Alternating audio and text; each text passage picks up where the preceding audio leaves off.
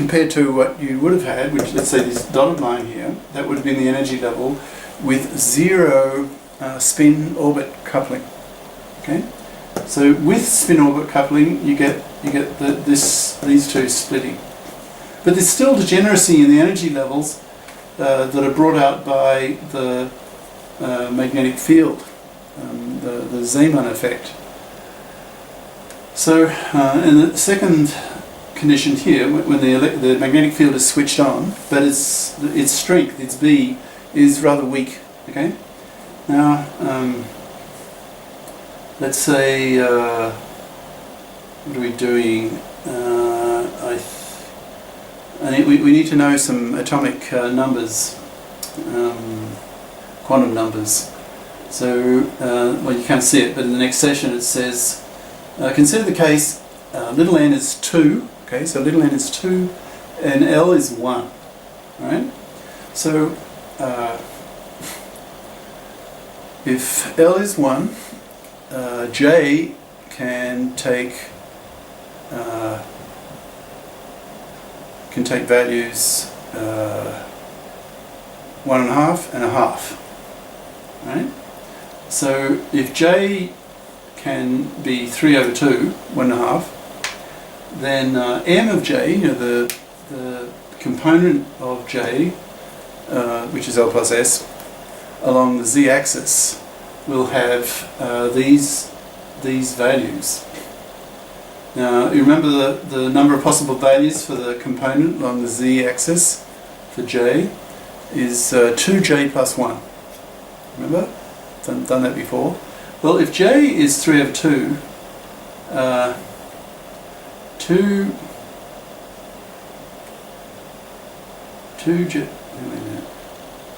2J plus 1 is 2 times 3/2, that's just 3 plus 1, so that's 4. So you have four allowed energies for this energy here. So it splits 4 ways. Okay. So here are the possible. Now remember your M eigenvalue. It can take on values ranging between -J and +J, increasing in units of 1. Well, h bar, in fact, 1 unit of h bar.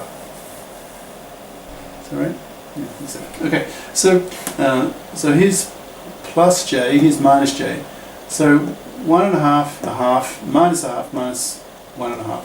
Okay, and here your J, I think, is just 1/2. So that would correspond to L is 1 and S is -1/2. So J would be just 1/2. Okay. So if J is 1/2, MJ, how many values can it have? Well, 2J plus 1, 2 halves plus 1, it's 2, just 2 different values. And so they'll be 1/2 and -1/2. So for this allowed energy level, and you switch on the magnetic field, but a weak magnetic field, then this allowed energy will split into 2. Right? So before, when you're looking at your spectroscope, your machine that allows you to look at the spectrum, all the frequencies, the lines, then you switch on the magnetic field, and this line here will disappear, and it'll be split into 2 neighbouring lines. Right? 2 allowed energies due to the magnetic field, and this one will split into 4. Right? Okay, now switch on. Will increase the strength of your magnetic field.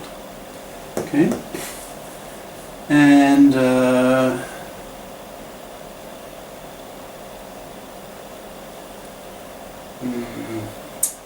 now to understand, like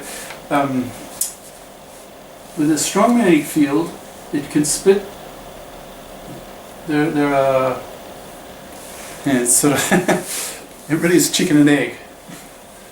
You really need the theory of the next session or 2 to understand it. So I'll just throw this at you, and then we can come back to it. I can mention it.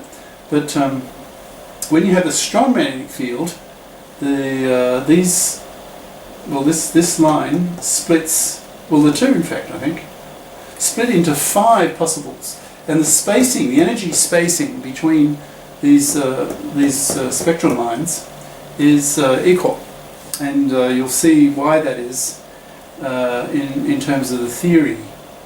Now, so here are some possible quantum numbers. Remember, what's a quantum number again? It's an allowed eigenvalue, effectively, for various physical quantities. Like in this case, these numbers here, 1, 0, minus 1, so on, they are atomic numbers corresponding to the physical quantity, the observable, mj, right? So that's the component on the z-axis of j, the total angular momentum, right? And here's ms.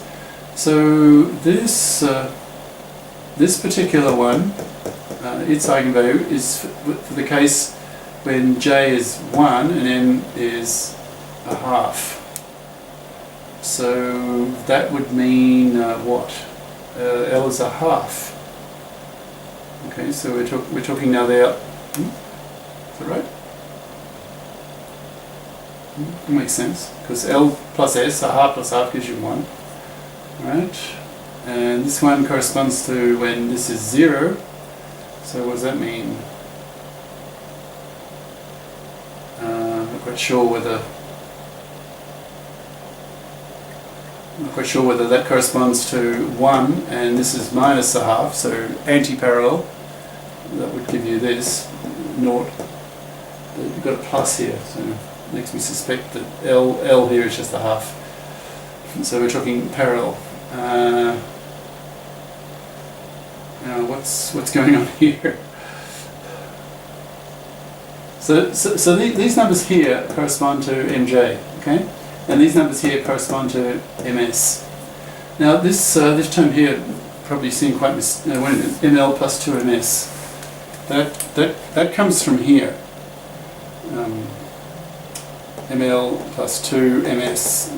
We haven't got there yet, but it comes from the Zeeman perturbation term in the Hamiltonian. So we'll need to come back to this. But it's just simple arithmetic. Given this formula, you just plug in these values into this formula. So here 1 plus 2 halves. So that's 1 plus 1, which is 2. So these numbers you can work out trivially from these values. And these numbers here come from this, and this comes from theory we're to do 2 sessions from now. Okay, so you'll need a little patience. And this product term here of ml/ms, again arithmetically it's trivial. Right, so you just multiply these two numbers. So 1 by a half is just a half. 0 by anything is 0. 1 by minus a half is minus a half, and so on. Okay, so you get these. But this term itself, where does it come from? Well, same comment as before. You need to know the theory a bit from the 2 sessions from now. Also, I recommend, once you've said it a bit before, but once you've studied the next chapter, chapter 10, on perturbation theory, come back to this chapter and go over it again, and you'll see it with a fresh eye because you'll have more knowledge. Okay. All right. What more can I say? So, I suppose we can say the following: like, because with a strong magnetic field, the stronger your magnetic field, the wider, the bigger these gaps are between the spectral lines as they split. Okay, so it can be the case that if it's a weak magnetic field, these lines here, like this bottom line here, for example, does not overlap. It doesn't cross these ones. But if you have a strong magnetic field, this bottom line can sort of get lower these, I think. I think that's the case, right? Because as your B increases, these gaps, now these gaps are all equal for these 5, and you'll see why it's 5 with a bit more theory in the next 2 sessions. But this bottom one here can be sort of lower than this because the spreading is so great. So that's also possible, right? Now, as a kind of lead into the next session, in the previous chapter, we talked about the energy eigenvalues for the hydrogen atom, but then we had no spin-orbit coupling, okay?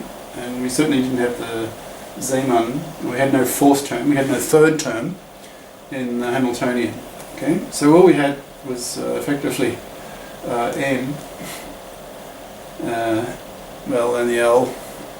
So we found that the eigenvalues for the energy were of this form, okay? So they depended only on n, quantum number for the energy, the allowed energy. Right, so what we're going to do now is we're going to modify the allowed energies, these eigenvalues for the energy, due to this extra term, this perturbing 4th term, the Zeeman term. Okay.